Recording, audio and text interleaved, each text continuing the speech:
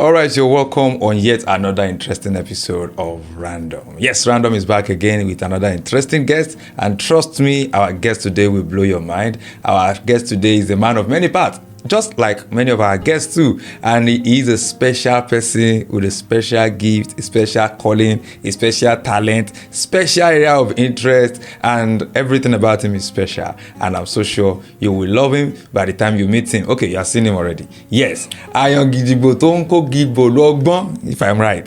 Arojinle. Yes, so better known as Arojinle, but originally Iskil Mustapha is my guest on the show. You are welcome, sir. Thank you very much. It's a pleasure to have you. It's my pleasure being here. You are our champion. that your fight, let me call it fight, with Grok. It's still top of my mind that, man, that is awesome. That is mind blowing. That is mind blowing.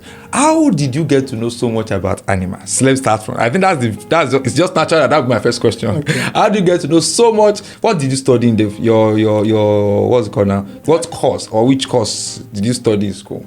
I studied biochemistry. Biochemistry, yes. Not zoology. No, not animal science. Both BSc and MSc was biochemistry. So let's start with how did you find yourself in this? So I've always been someone who loved learning new things. So initially it was random, not just animals alone, different things. And I was at a radio station back then, and I was having a 1-hour program.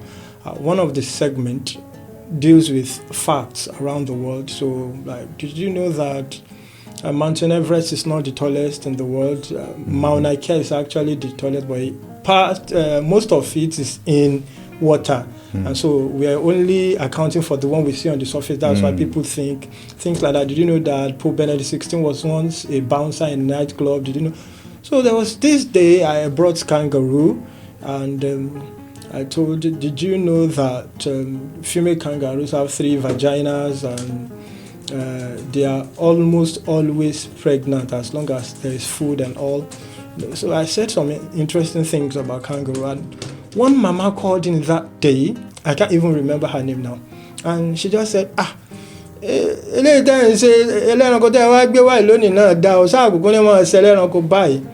that was my moment. I go home. I just finished my master's then, so head to the world to reach I just went home. As I then, the only thing I knew about kangaroo was the thing I presented on radio. So I went back and I did it as if I were to prepare a term paper for a prof.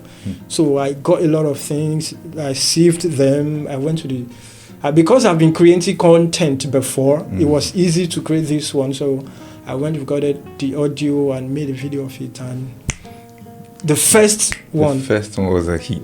It was a hit. And gradually the love for animals started coming, because there's something, the more you know people, the more you understand them better, the more you want to. And along the line, it became something I have to do. Because on Twitter, on Facebook, on Instagram, people will see an animal and say, Arojinle, what is this? So if I want to keep being relevant, I have to keep staying ahead of the game. And so that's why every day, most days, I don't sleep till like 3 a.m. learning about, okay, what is new.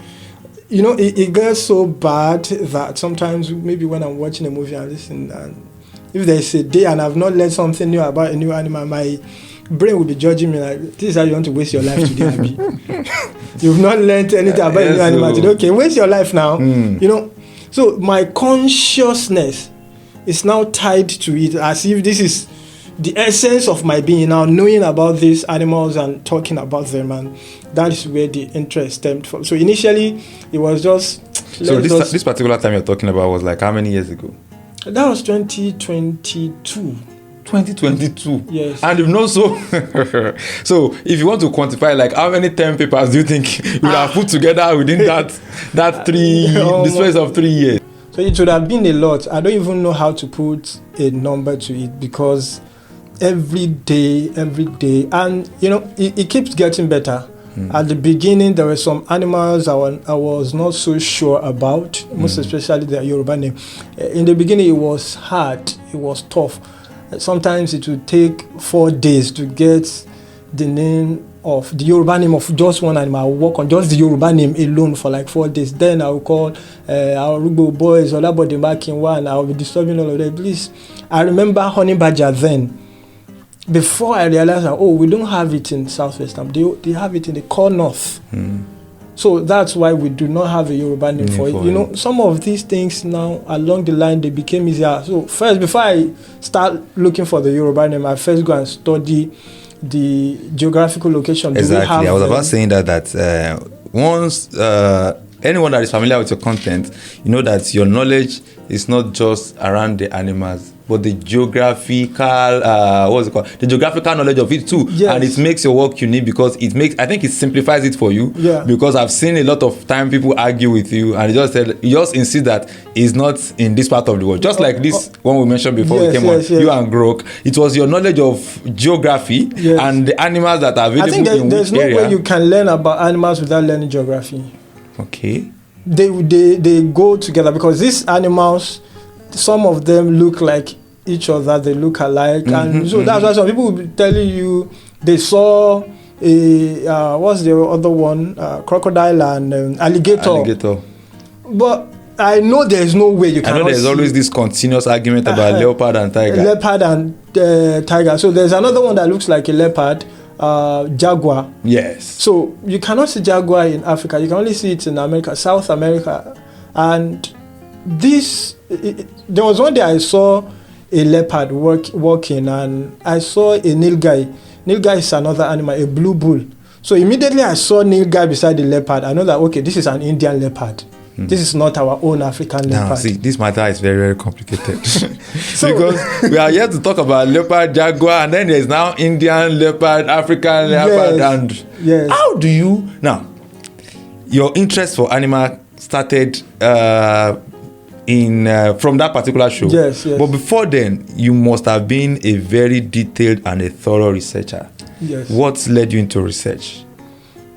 Was it that content on radio, or it was just a passion? Naturally, I just love learning new things. I think I have to give credit partly to this Jehovah Witness publication, Awake. I used to follow it back to back. So there's one segment they discuss about animals, and at the end of the day, they say, did you think this was designed, or do you think it was just made to be like that, and things like that. So I just love something that I know this thing that many people don't know it. There was a time that I was researching how to escape handcuff, and I do not plan to steal. I do not plan to be. I think I saw that clip that said that you will tell us how to. But I'm not sure I saw it. Different things, how to remember your dreams. So I just love learning new things. It makes me so happy when I do that, and it was just me transferring all those to animals when this started. So I've always loved learning new things, and that has been the basis of my research. Wow. Researching animals, researching everything. Has it ever occurred to you that you are shortchanging yourself by presenting all these beautiful works in Yoruba language? Yeah, why did you prefer Yoruba? A lot of people have said that. People have said, why are you doing this? And I think every prophet is sent to a particular set of people. I actually had the dream of doing something in Yoruba while I was still in Lafia, Nasarawa State. I saw the way they held their language. Here, when someone speaks so Jeresi, we look at them as local. It will be this one. But then, when you speak the lucid, undiluted form of the language, they call you Malam, they call you teacher, they call you learned. So there's this respect they give to them. So initially, I thought I would come back to Southwest and start teaching chemistry in Yoruba, because then the way animal is, that was what secondary school chemistry was to me then. And I came along the line, and things just started changing. So I started with this philosophical short 1-minute video, and that was where the name Arojinle came from. And before it now got to this animal. So I've always known that I want to have a knowledge bank for the Yoruba people. To be sincere, even last month I still thought about it. Should I start doing this thing in English? It will go. But one has to stay true to the calling, to the vision. And so most times when I want to derail, I just get back that, okay, this is the vision. And it's really been very, very helpful. A lot of things that I didn't know we had, rather, in the Yoruba indigenous knowledge system, I uncovered some of that. Wow. Our forebearers, they were really great researchers, and they did a lot of, I think one of the major problems we had was some people corrupted it along the way. And that is why somebody like me must stay on this path of correcting some of the corruptions that happen to our indigenous knowledge system as far as animals are concerned. That's why I don't see myself, if I will ever do English, it will be to complement. I'm never stopping this. Speaking English, because an average person feel like but then if you understand language very well, you know that it will be extremely difficult for someone who does not really understand the nitty-gritty of English to translate and to deliver a content in Yoruba. Yes. Because like you rightly said, most of these words that you use, they don't have a Yoruba, what's it called now? So you have to find a way to describe them in such a way that it will still convey what it means. Of course. With that, I must salute you for all those good Thank you words. very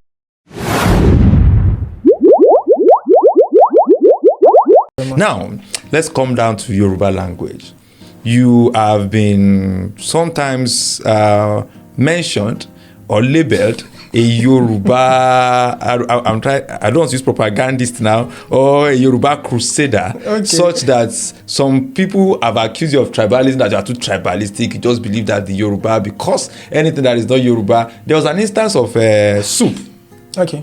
On X, yes, and you defended the Yoruba soup industry, and many people felt offended. They felt that you are not being fair, you are not being sincere, because they believe it is glaring that we have better soup from other places. But you had what? How do you describe we've understood your passion for animals, for research. How do you describe your relationship with the Yoruba language? Okay.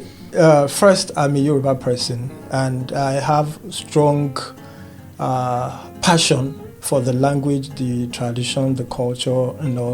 It really makes me. Most times when I wake up, every time when I remember that I'm a Yoruba person, there's this joy that I have. And sometimes people, thank God we've spoken about it before this.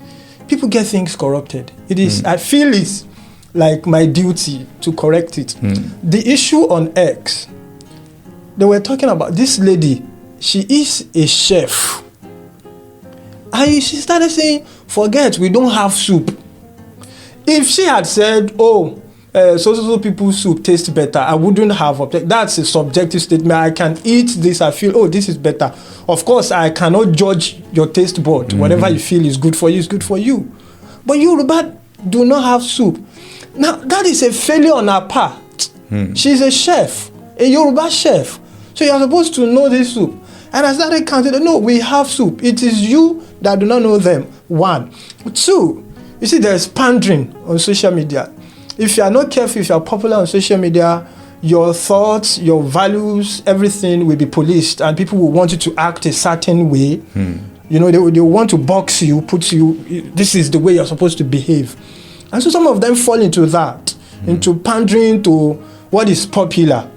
This lady was referring to the Yoruba soup as ngbati. This is a derogatory word that other people use when they want to describe Yoruba people. So if someone is calling your father a bad name, you don't start describing your father with that same bad name.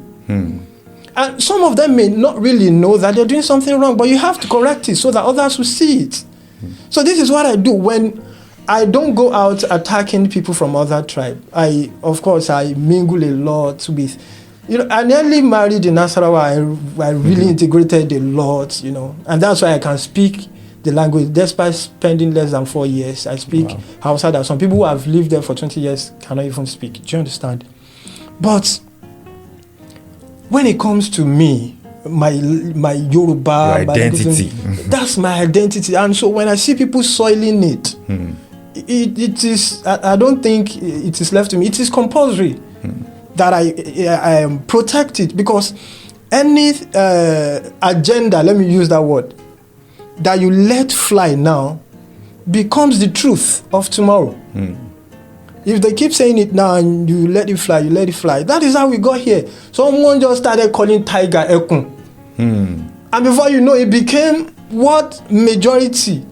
You know, when I started that tiger and ekun issue, I had people older than my father. One man was telling me that I'm old enough to be your father. This is it. And I brought history books older than him too. That this is it. So that's why it seems like, oh, this guy is a Yoruba propagandist, or he believes you. No, I don't really place Yoruba above other. But to me, I believe Yoruba is the best, and that's every other person believes that. If I ask you, who is the best mother in the world now, you say your mother. Whether your mother don't slap you 50 times today, it does not matter. It's the best. So I don't know what else they expect from me. I cannot just watch and see people denigrate anything that is Yoruba. It won't sit well with me. It does not.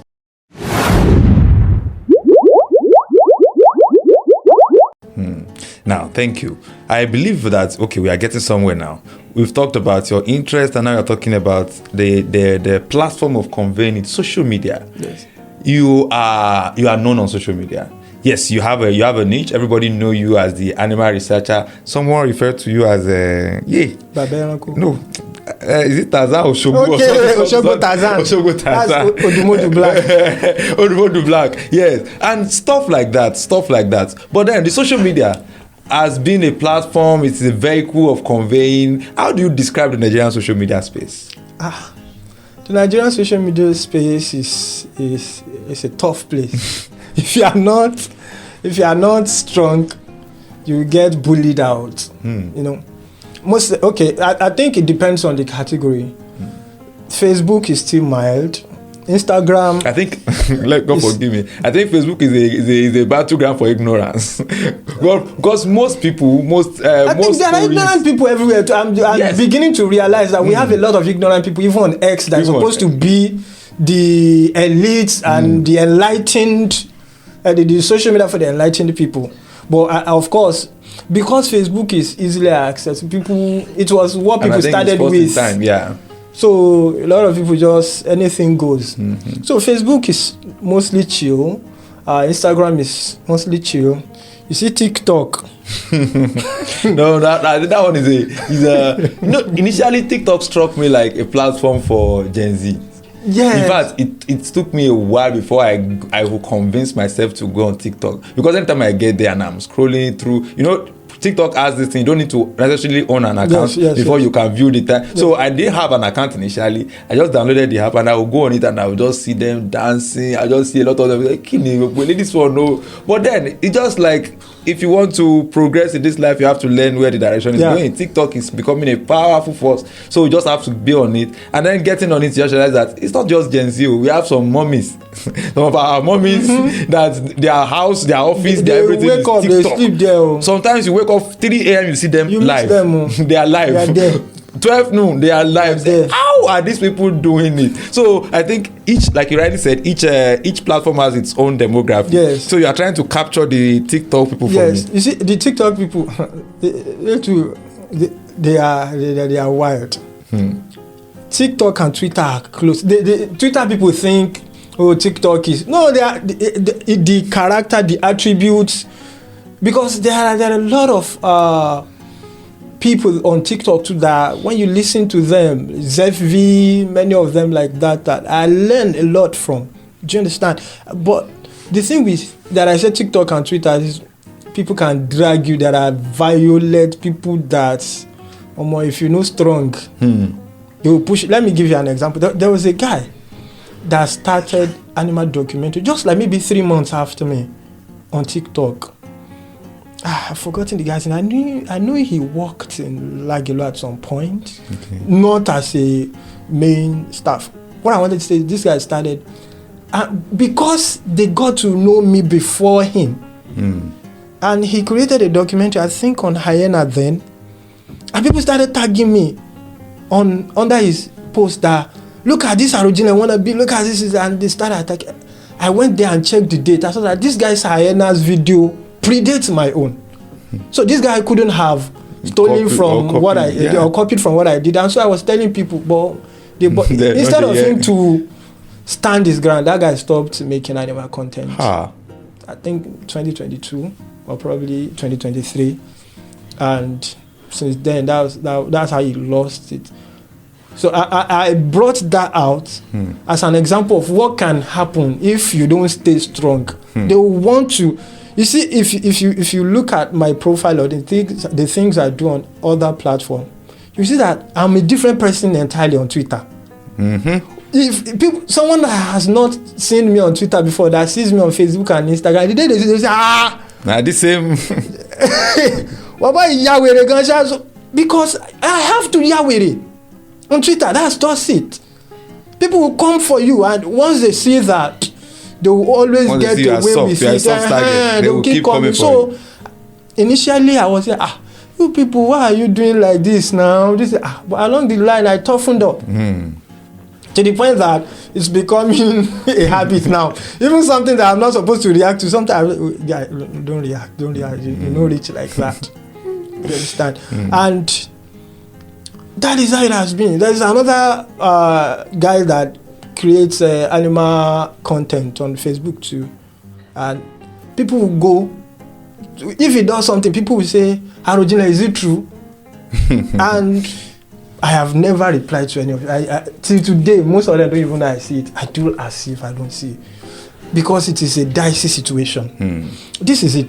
Number one. Even Sir David Attenborough, the number one in the whole wide world when it comes to animal. Under his video, people tag me and say, Arojinle, is it true? I say, I think it just shows how much people have come to respect and accept your. Do you understand? So I saw this person's video one day saying they come to attack, but he said he knows Arojinle does not send them to do this thing. The person doesn't know that number one, people tag me on every. I think I do too. If I see any animal video that I find interesting, that I find this person is an authority, this person is even bigger than me, or this person is even interacting directly with the animal, they still want to hear Arojinle, what do you have to say? One. Number two, I think the guy initially started on a not so good foot.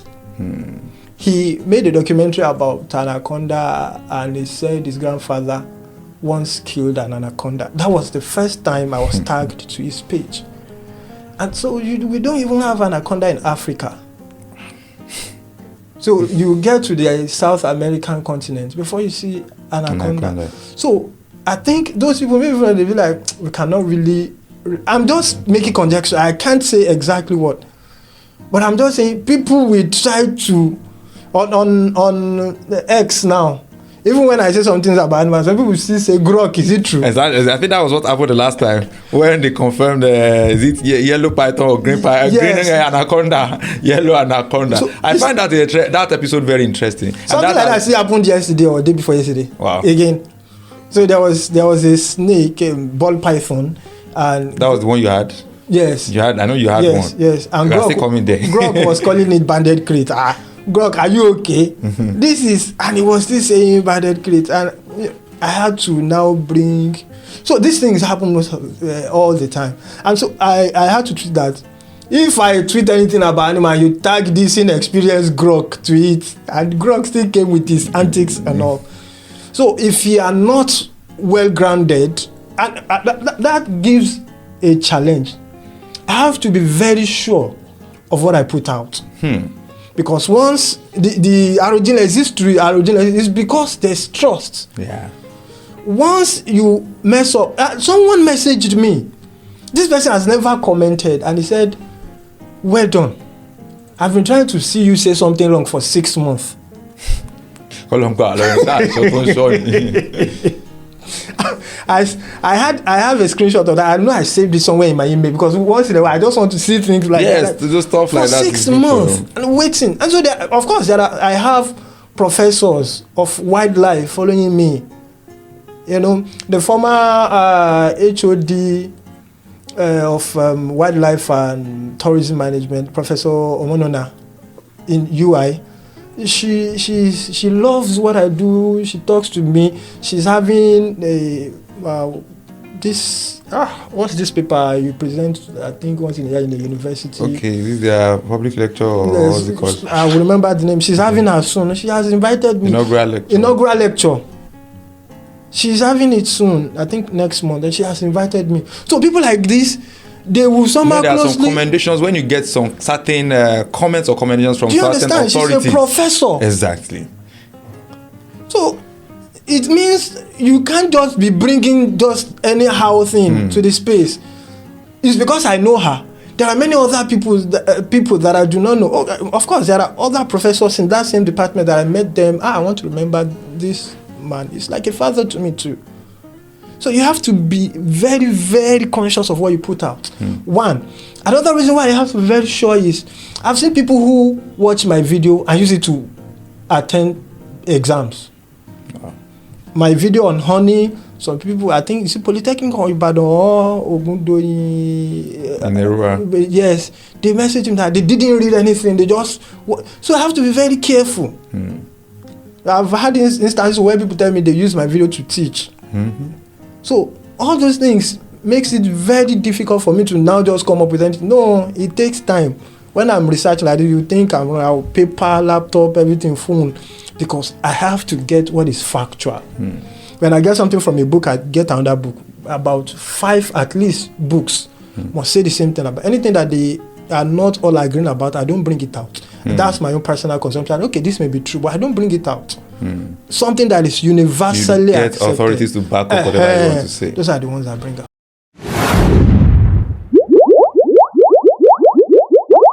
Wow. You are a big player on social media, on all the platforms, and you have moved from just being an authority in animal stuff to even general issues. You drop comments, and of course your love for your football club is also, or your love for football and sports is also visible on your page. But then the Nigerian social media space has been criticized often for bullying, what's it called now, and so many things. And there has been that campaign because there was a particular time government muted that they want to regulate social media. Regulation of social media. Do you think it is necessary in this part of the world? It is not necessary. I would have said it is necessary, but when politicians say they want to do something, I don't trust them to do it the way we think they would do it. They can smuggle anything inside. Politicians, if they do it, they will do it to favor them. You will just see that you can no longer talk. You can. So I will never support. So how do we curb these excesses on social media? I think it's not just in Nigeria. I think even around, it's just that these days, politics is making people tweet the wrongest of things about the other people and all like that. I think with time it will just die down on its own. Things like that, they just come, and anything that's not true, that's not of virtue, I believe with time, it's either we learn to live with it as one of the things you have to live with for using social media, or it will just die down. And see, it speaks more about our society than the social media itself. You will see, you will be creating value. It will take you a lot of time before you get noticed for that value.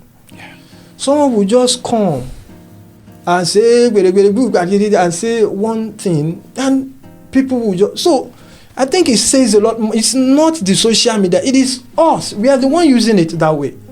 Other people are using the same social media. We are not the only one using social media. So it says a lot about us rather than the social media itself. People still do these things to each other in real life. I think along the line, we will be the one to choose who do we want to. The people you elevate will increase in number. If people are bringing some educative content and all, and you appreciate them, more will spring up. But if people are just coming to just do nonsense and talk what does not even contribute to growth of the society, I decide to make stars of them. More of such will come up to. So it is us, not social media. The social media is a vehicle. It depends on what we want to use it for. Exactly. So it talks about us, not the social media itself. Yes. So you don't think regulation is necessary. So now let's talk about you and your works.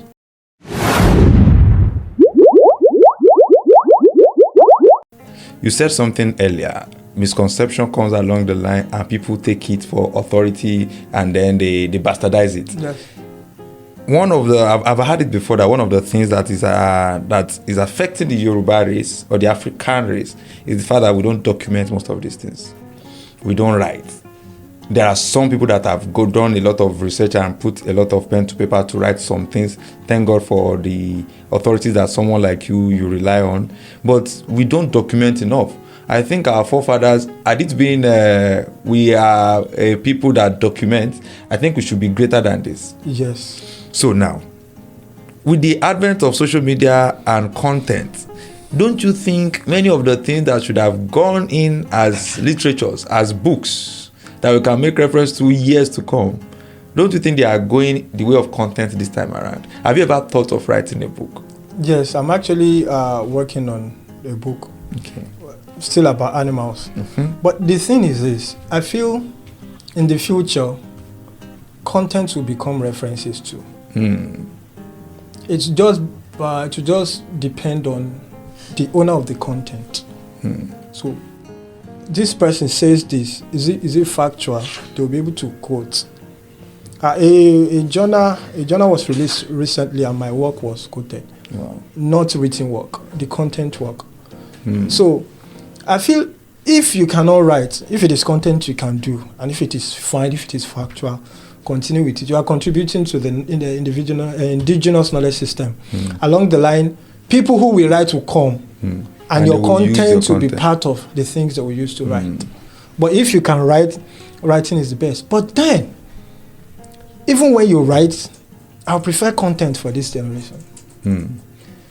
People react more and take in content more. They consume more of content. I think that is actually general, because for anyone that has been in school, just like you said, some people just watched your content and it's easy to answer. Yes. If you watch a movie, you can remember what you watched in Shaworo there. Yes, exactly. When you ask you what you read in some notebooks years back, just some few months back, you forgot it. So I think content, visual content, audiovisual content has a way of staying more with us. Yes. Going forward. I think I perfectly align with that.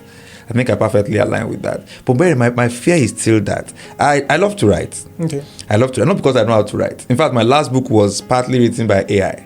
Okay. And I think with the advent of technology and AI, maybe it will not cost anything, or it will not really cost much to convert most of this content into PDF that could be stored somewhere or something like that. That then maybe after a compilation of your different works on different animals, just compile them together into something. Now, it may be just e-copy. It may just be e-copy, but I just believe that I so much believe in content too, like I said earlier, but I want to believe that the writing still has a way of making it intellectually appealing, especially for all these, no matter how we want to see it, knowledge is not, you cannot cage knowledge, but at the same time, there are some people who are the regulators. Yeah. And they have to accept some of these things and endorse them before it becomes how do I put accepted globally. Yes. Yeah, and most of these people, they still go by the way of books. You have to, sincerely speaking, if you ask me with the way you are going and what you have been doing, I don't know, but then there are some international prizes that should be looking your direction already. But then I want to believe it could have been maybe faster or easier if it were to be written in books. If it were to be in books. So that is why I'm thinking in that line, because I know that an average Nigerian does not want to read. And I think it is even getting worse. I'm not sure that the people of this age, I think people of the older generations, they still read more than the people even up to now. Some of them that are still old, they still prefer to read. Yes, of course. But our own generation, we don't really get time for reading. I think it's because back then, reading was tied to greatness. they will tell you a reader is a leader. Mm-hmm. That you had to read. They will tell you the habit of reading is a gold mine. Mm-hmm. So then people know that it's either once you are in the you are not having handwork, so you have to be a reader. You have to, once you're a professional, you have to read and know things. But to become successful, so that was what the society celebrated then. Mm. But now there are different ways to make money without reading, and those ways are seemingly becoming easier than reading way. So you see this issue of Pella and the master's students. And the masters, well, I should thank God that I'm not in such position. But even if I had no job, I don't think I would have. It's really, it messed with me psychologically, because I don't know. I feel there are some things one is above. You know why I have more than 600,000 followers on TikTok, but I can't be doing the TikTok live. I don't see myself doing. Gives me, yeah, or bantering. And it would have been easier. You know you are an animal. Alligator. But then, Arojinle, I don't know. Mm-hmm. I think it's a sense of awareness and your intentionality about your brand. That there are certain things that you should not be caught doing, even if it promises, it has great financial reward. Understand? But that's because I know a lot of people don't know. If is money there, let's go there. Mm-hmm. And so that has reduced the need to. I created a content, one research, and somebody said, "Kilowatt if it da." It's on TikTok. The person commented, "Kilowatt if it da." I said, if this is on Twitter, I know how I will quote this guy and give it to him, but let it just go. So that's what's happening. We are living in a money-based value system. So it doesn't matter where you get the money. Just make money. So you keep seeing things like this. People will do fraud and whitewash it with content creation. They will launder it with content creation. You think, he's creating content. That's why go buy one Jeep this month, buy another Jeep. It's very popular. And it's very easy. You can also use money to even promote those videos for them to even go viral, all sorts. That is why you won't find a lot of people reading now. It's not really as rewarding as it used to be. And even though we want to say, as a society, we must be intellectually driven, it's not until it pays you. At the end of the day, when you are hungry and you see somebody that is not even doing half of what you're doing, and the person and is telling you what have you even achieved. I was about getting to that. Have you ever felt envious of all these funny? When I say funny, I mean funny people that are producing funny content that seem to be getting massive financial reward, endorsement, and all. Because I want to imagine that before you put out a video, there have been so many works going underneath to research, to produce, to edit, to confirm, to verify, to do all this, and then you put out the video. Yes, you have good views. You are one of the few people who are doing what's it called now, meaningful content that are still being celebrated and everything. But still, if you put it side by side with one content where one woman just shaking ash like this or something like this, you just see can you come million views in no time. Yeah. Have you ever felt like has it ever caused you like I don't envy them, but every day I say to myself, I work too hard, and the recognition, the money, everything I'm getting now is not commensurate with the kind of work I put in. So very soon I've started some things that might make the reward a little more. But then, I think one has to I'm a realist. Once I say, it's the way things are, what can I do to make it better for myself? There are some things you just can't change. You see, some people say it's because Nigeria, things are tough. People want to laugh. People want to ease their stress. But at the same time, the moral decadence is someone will go to Big Brother's house when it was still hot, and they will come out a lot of immoral this thing, and you give them millions of naira endorsement. Even governors give them houses. Mm-hmm. And the best graduating students, some schools still give them 10,000 naira. Best graduating student, 10,000 naira. I think those things have been there for years and they don't review it. So because you see some very, very ridiculous amounts attached to. If I go there as a governor and I see this, I should be able to see. Some governors are actually waking up. I've been seeing governors giving 10 million naira now. Yeah, I think Lagos State government, I don't know if they gave out something, but I saw them celebrating the latest, what's it called now, call to bar. I think the lady that came second in this call. I think the Lagos State government, they do for best graduate student in LASU too. Mm-hmm. I think Dapo Abiodun, Ogun State did, was it last year? Mm-hmm. And so this, if you want more of this thing, you celebrate it. Mm. So that a lot of people will want to. When I started this animal documentary, a lot of people said they were not forthcoming. But when it started bringing followers, people started saying, I want to start talking geography in Yoruba. Mm-hmm. So I want to start talking law in Yoruba. Exactly. I want to start talking tech in Yoruba. That's the ripple effect it has when they see somebody going. So if we want to change the society, it does not even take us much. Just celebrate the good things, the values you want. Magnify those ones. Magnify, celebrate it. Watch people. Humans are, it's easy. But it's just that.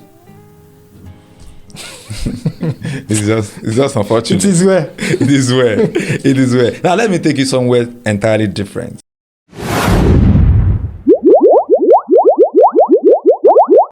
Like I said, you are a researcher, and then tactfully, because of what you do and your kind of things and the people you believe you are sent to, you have kind of become an authority when it comes to Yoruba language, especially in interpretation. Yeah. When people rely on how do you interpret this in Yoruba, how will you describe the effort? No, let me not say the effort. You want to be diplomatic. How do you see?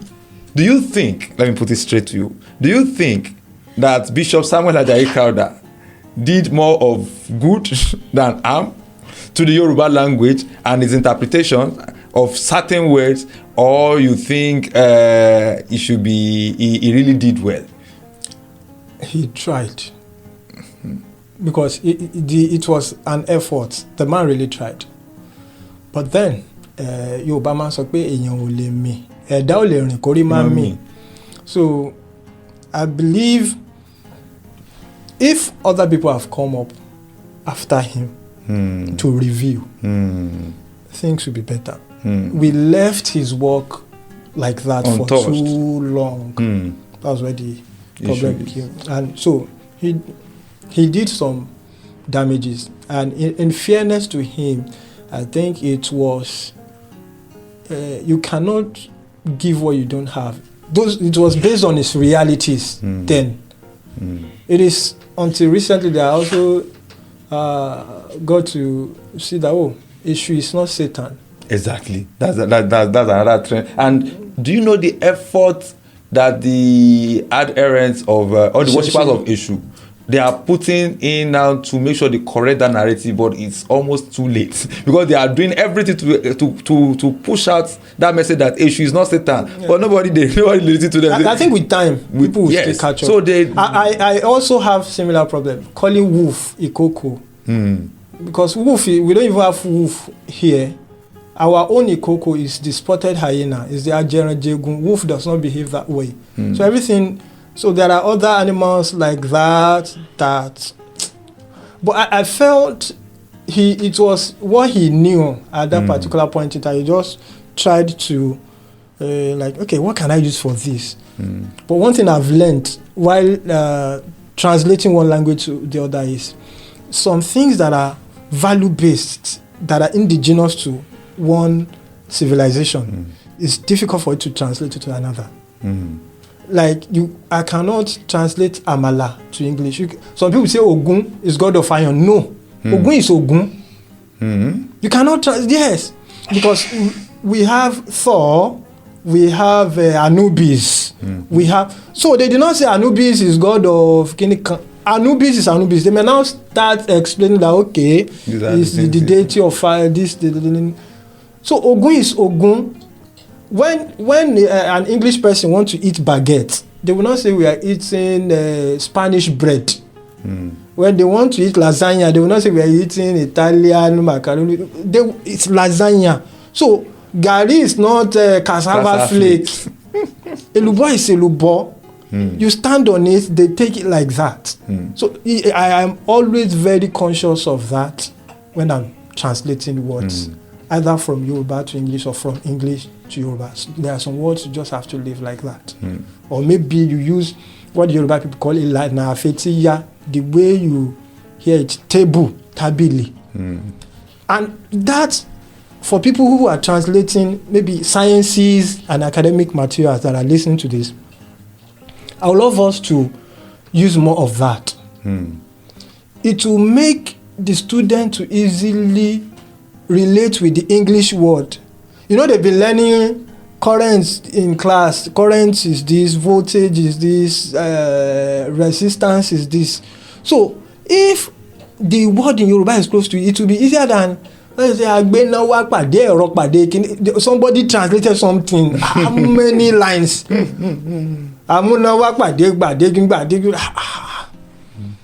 We should try to. They are just trying to describe those words. You don't have to describe. You will describe in the definition. Okay, when Oyibo say transistor, I think that's where we mix it. Our own definition is the same thing as description. No. When Oyibo say transistor, it does not say there's something that works. It is when you are defining it. So with time, people will come to relate that word with its definition. You don't have to. Sometimes we do it and it makes sense, but I feel sometimes we just have to find a shorter way of presenting words that maybe it will not be too far. That's one of the things that makes English go far. English is one of the language that borrowed from pim, but it will not go too far. Chroma, that's why you see most of the word chrono. This, they will say from the Latin. This, you will see that almost everything so is taken it from. did not, and they already take it from our own too, because I think I saw of course Agbada, the rest of them. So I feel we should put this into consideration when translating it, because very soon we might want to transit from using the English textbooks to our own textbooks. And to do that, those words, if they are too far from each other, the gap will be too much for us to now start trying to balance. Animal rights and being an animal. How do I even describe you now? Just call me an animal lover. An animal lover. Yeah. Conservation enthusiast. Okay. But then, animal rights in this part of the world. Yes. I know one of the things you've always stressed in your work is endangered species and how to protect them. When we know the year Kwanya for this side show, when you see a different kind of animal, it will give you a different, it promises to give you a different kind of meat. And the first thing is like, this one make I taste it. You know what is thinking of preservation, nobody is thinking of, I used to have a friend, may God bless his soul, and anytime we are talking about animal preservation, so, and we've always had that mindset that animal is to be eaten. But you are coming out now, and some people like that, they are saying we should preserve some, we should not do this one to some, we should do that. How do we balance that with our culture? Because our culture is Odem Wonugbolo and is going there to kill animal. Thank you very much. I think some of the others, they try to change our culture. Okay. The real Yoruba culture celebrated and preserved animals. And I'll give you instances. When they tell you that Igboro Lele, they will translate Igboro to evil forest. Igboro is not evil forest. Igboro is just conserved forest. now, okay. Let's land here before I take you somewhere else, okay. Because this is sounding interesting.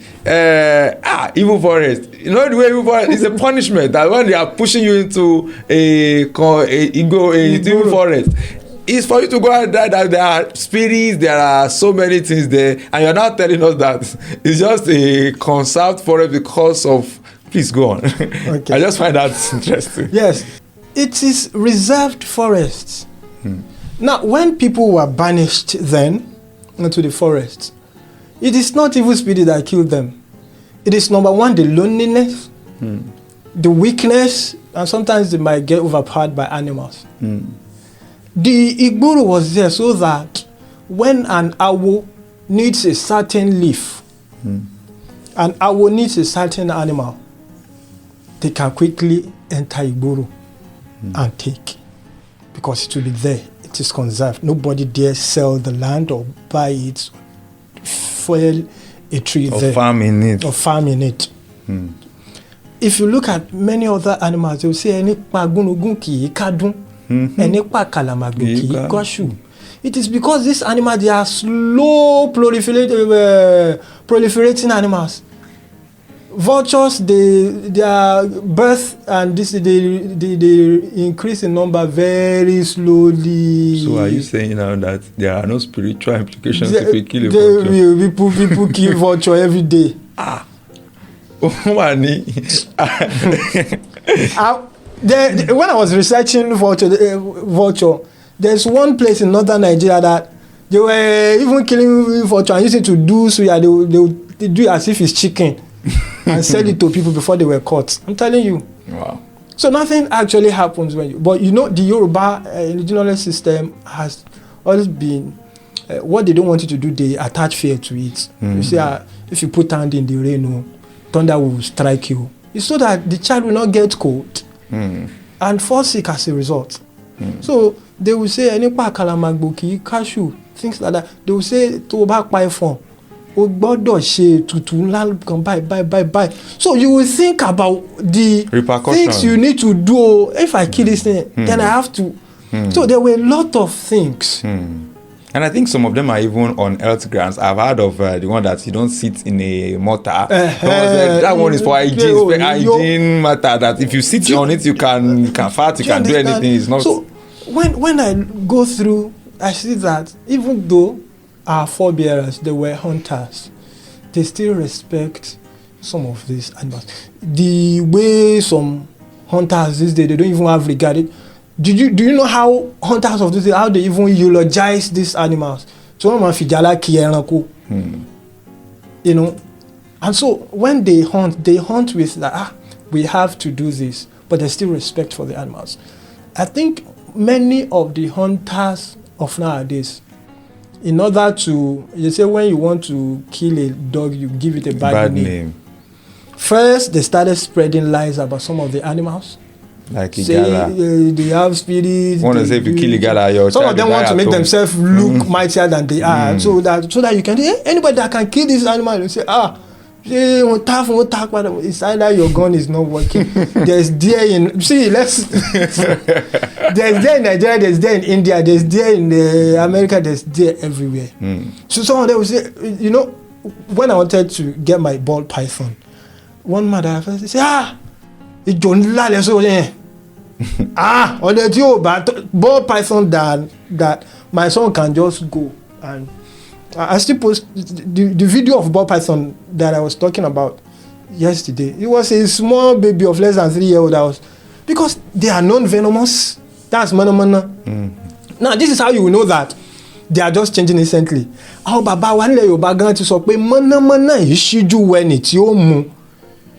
ball python does not even look up at the one who catches it. Why? Because they are shy.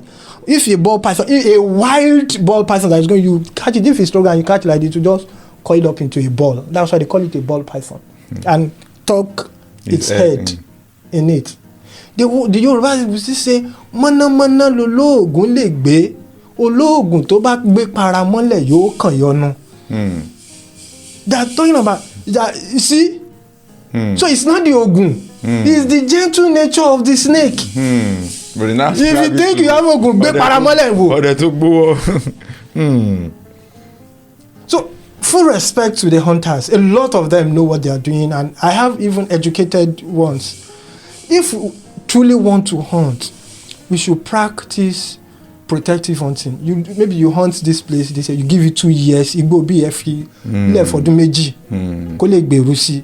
You go to another Igbo. If you try this like this, even the animals will keep in. Some of them, so a journey of 1 day that they will return with games now.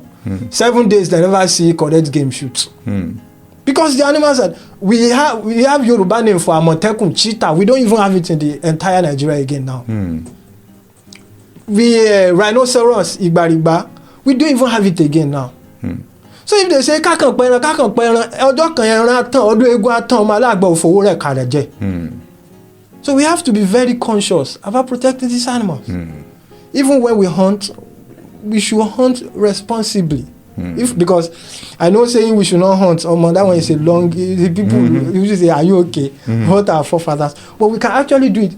The Department of Wildlife and Tourism Management, University of Ibadan, I think they are really trying that. Last year or so, they organized a seminar. They invited hunters from all around Oyo State and tried to sensitize. The order of program was typed in Yoruba. Everything. I think that professor's name is Sisi.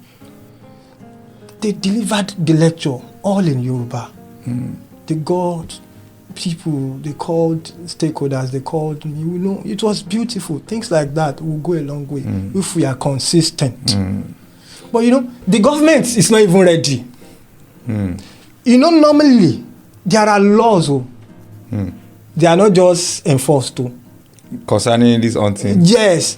Akika, pangolin, for example. Say you even catch them, you're supposed to go jail. But even you go sell them for policeman. I can imagine you going to tell the policeman that this guy don't catch one animal. The first question is it your own? There are many. How it take concern you? Many animals that are protected like that. Even this ball python. It's amongst is it appendix 2 animals, rock python, the rest of them. But people do not even know that those laws exist. Yes, it's because I started researching that I know. I didn't know them before I started animal content. So I think Nigeria and many other organizations like that, they need to do a lot. They need to come to people like us, partner with us. Let us spread this message. Well, let me not talk, because Nigeria was very active in Nasarawa State. I knew Nigeria then. I've not really been seeing their work in that. If they see this, they should forgive me. In the southwest, I think Lagos too. But all this, the national orientation agency, all this, they should come together, spread this. I think it's because Nigeria, we are not really the people that should even spread the message. Do not even care about the animals. Exactly. I think that's just. And they say a problem will become, what do we call this thing? Is it a public problem? Something that needs public interaction, if it affects a lot of people, and if the people in authority see it as a problem. So that's one with the animals. I think an average Nigerian politician or office holder is concerned with re-election. Concerned with human beings, concerned with animal than you concerned. And it's make not even go there. So that's the problem we have with those animals. Now, finally, before I allow you go.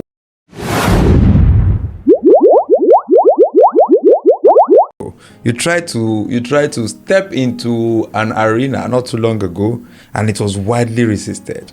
I remember when you did something on Omino Agbon, and people are saying, stop trying to demystify God. Somebody said, Arojinle, you to come.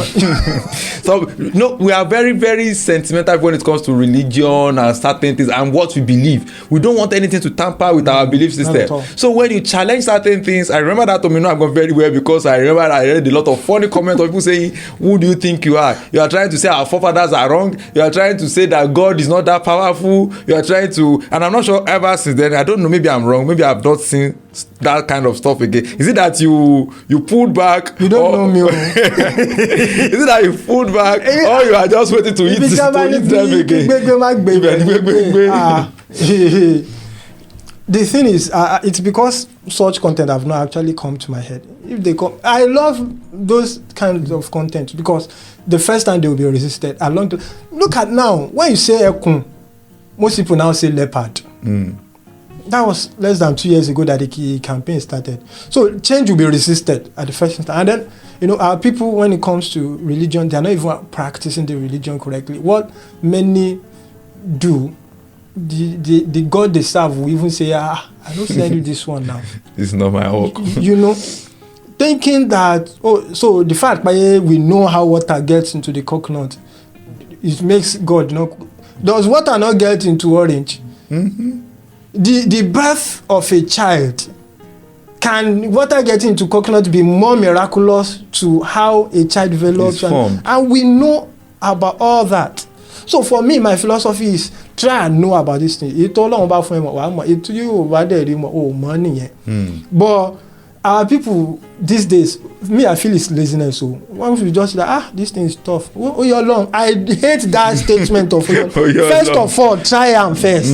If you do not now get it, you say, okay, I did not get it now. Oh, you're long. Another person will come later. They will still get it because there will be new innovations, more machine, more technologies to uncover things that we cannot uncover now. And that's why we are here.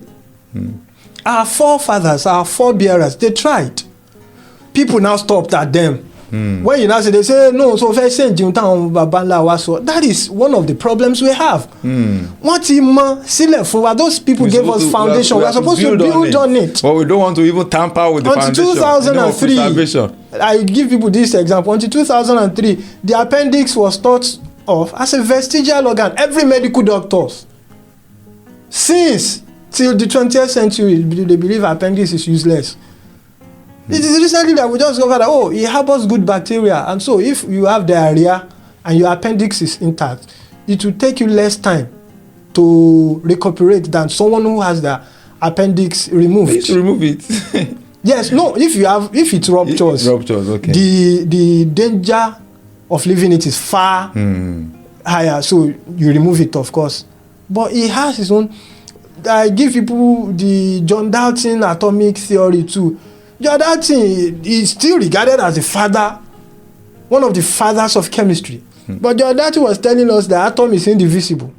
People came after him and saw that we can divide atoms. John Dalton was saying atoms of the same element are alike. People came after and discovered isotopes. He said a lot of, but so and that does not still make him less. So that's what I'm saying. That if I say our forefathers said this, but there is not a modification, it does not make them less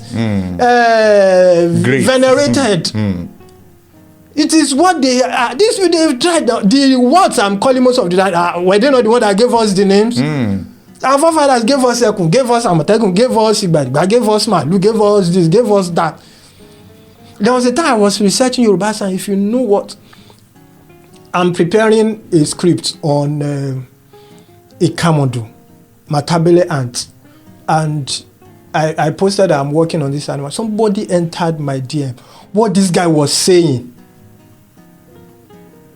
it's like he's one of the professors that wrote the textbook that I was reading. Everything he said was accurate. The guy. And so we have indigenous knowledge system that people they say Ajanaku Igbagbe oro ogun odun, that an elephant does not forget things. These are factual, a lot of things like that. So those our forebearers, they've tried, but we have to build on it.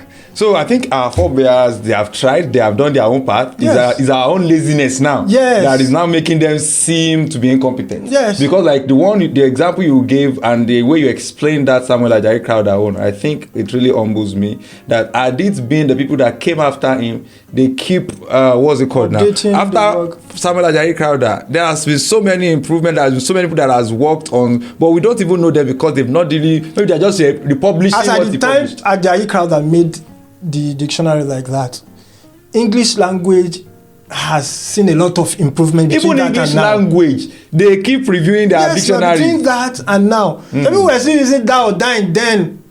As at the time Ajayi Crowther wrote this, so there's no thou then. So things but then the people that will do it are not even appreciated too. That's another. Man, see, this matter long gone. And of course, it's been random with Arojinle. And of course, you know where the name comes from now, and you understand the depth of the name. That truly, he is Arojinle. Thank you so much for coming on the show. Pleasure. Like I said, this conversation cannot end. I think it's a continuum. Some other people will think, because trust me, we need to talk about these things. We need to talk about you have shattered and scattered some tables here, and of course, some of my own wide beliefs that you've really, really challenged that I'm really considering that, so I actually believe those things. And I thank you so much for coming and for stopping by on Random. And that is exactly what we do on Random. We deal with people of different interests. We unravel their interests. And of course, we learn from because anybody that is interested in a particular topic will have far more knowledge on that topic than an average person. So when we bring them here and they talk about their areas of interest, we learn. And I have learned a lot on the show today. Thank you so much for being a part of the show. There are so many places that I could not get to with Arojinle. I wanted to get to radio because he's also a media person, but I could not get there. And I think that's understandable. I've had a lot of radio people on this show. So permit me to end it there today. So don't forget to subscribe to the channel, Afuda Samuel, and don't forget to drop your comment, share, and tell others about what we do on Random and some other content that you will see on our page. Thank you so much. God bless you. Till next time, have a wonderful time and take care of yourself. Bye for now.